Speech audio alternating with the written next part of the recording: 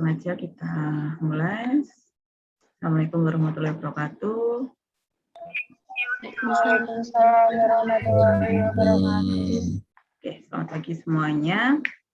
Oke, seperti yang sudah saya sampaikan sebelumnya di grup bahwa teman-teman semuanya, saudara-saudara semuanya, saudara mahasiswa semuanya, hari ini kita akan adakan yang namanya sosialisasi program MBKM, khususnya adalah pada bidang kewirausahaan. Di MBKM, di program Merdeka Belajar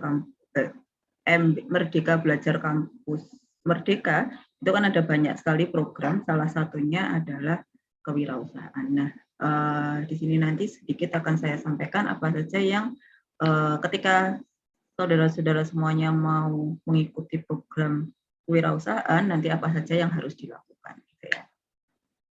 Untuk mempersingkat waktu, mungkin langsung aja saya sampaikan gambaran programnya seperti apa. Bentar.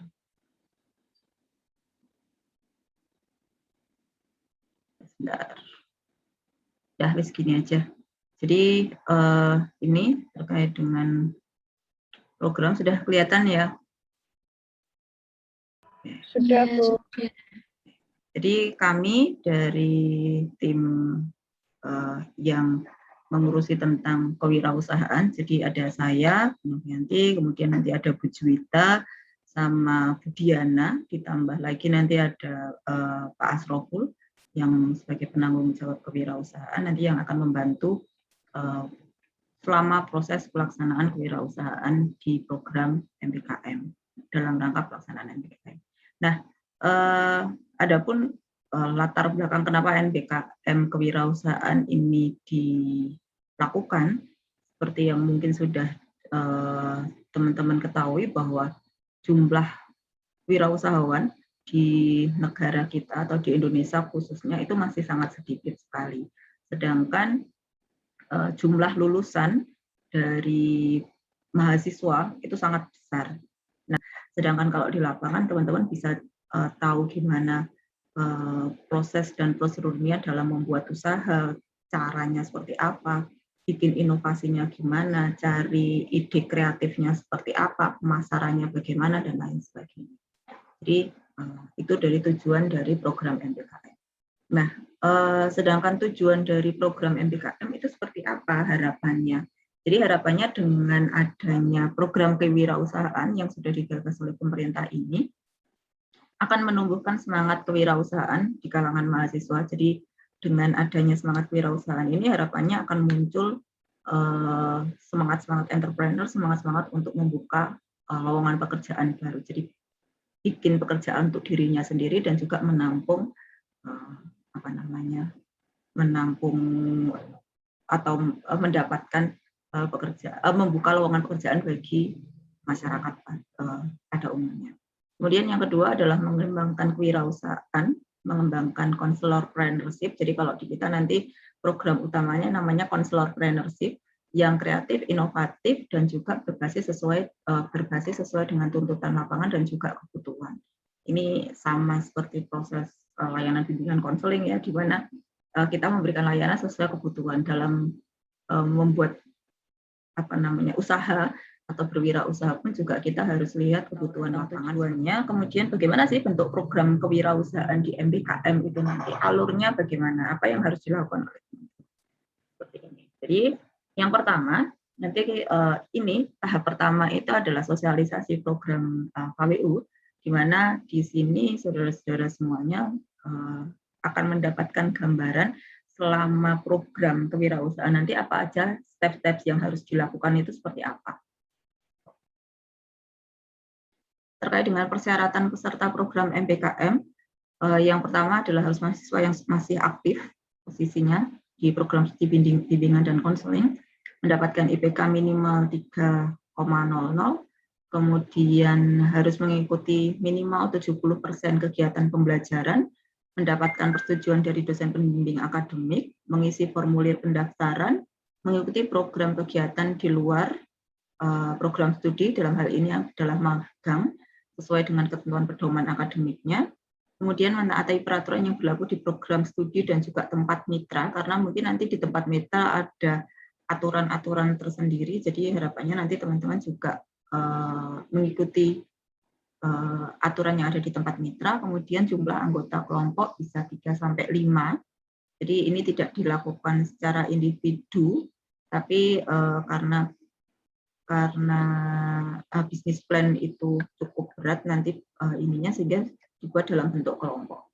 Kemudian syaratnya lagi adalah sanggup mengikuti seluruh kegiatan mulai dari sosialisasi, workshop, pelatihan, kemudian ada magang, menyusun bisnis plan, sampai bagaimana caranya pitching produk ke investor atau ke pasaran layanannya. Itu untuk persyaratan peserta. Kemudian yang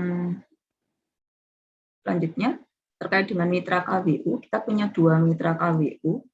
Yang pertama adalah ada untuk KWU ini kita akan arahkan keminatan atau ketertarikan teman-teman di 2 bidang, yaitu di bidang jasa dan juga di pengembangan media. Oke. Karena kita pikir kalau bimbingan dan konseling lebih terkait dengan jasa, ya, jasa bimbingan dan konseling.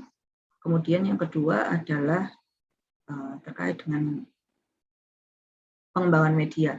Nah, nama mitranya yang pertama adalah Lembaga Psikologi Universal Sinergi. Ini kalau nggak salah bertempat di Dagangan. Kemudian yang kedua adalah bidang pengembangan media, yaitu nanti kita akan kerjasama dengan Robotindo. Robotindo ini kantornya kalau nggak salah di Madiun, ya Bu Cita, ya. Masih di kota Madiun.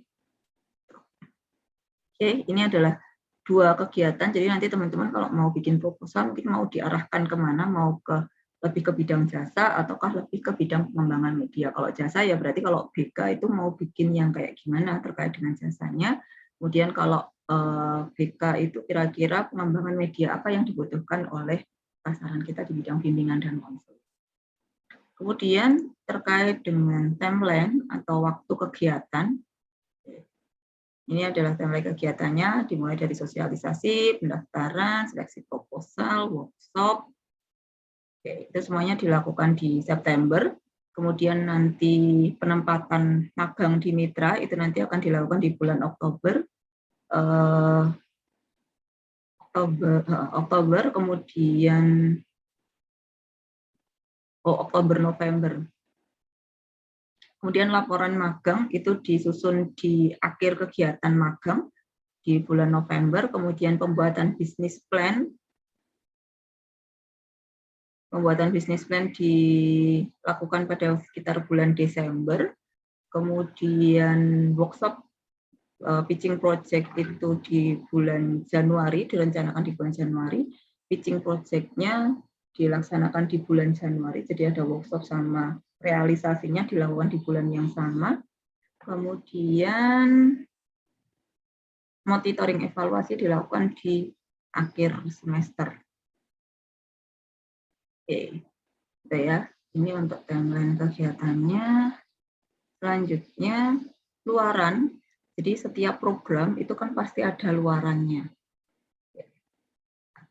Luaran yang dihasilkan untuk program kewirausahaan yang pertama adalah setiap tim wajib menyusun laporan akhir kegiatan secara tertulis dalam format terlampir. Jadi nanti saudara-saudara akan disampaikan terkait dengan formatnya, nanti ada formatnya sendiri.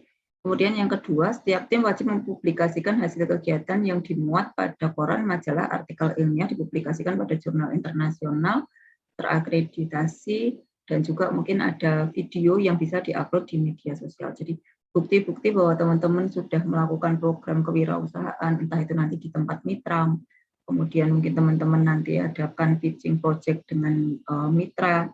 Jadi semua kegiatannya diusahakan untuk didokumentasikan, sehingga itu juga sebagai sarana promosi. Jadi bahwa Anda semuanya terlibat dalam program MBKM kewirausahaan. Terima kasih. Mungkin itu terkait dengan sosialisasi yang saya sampaikan terkait dengan apa-apa saja yang harus dilakukan teman-teman ketika mengikuti program kewirausahaan.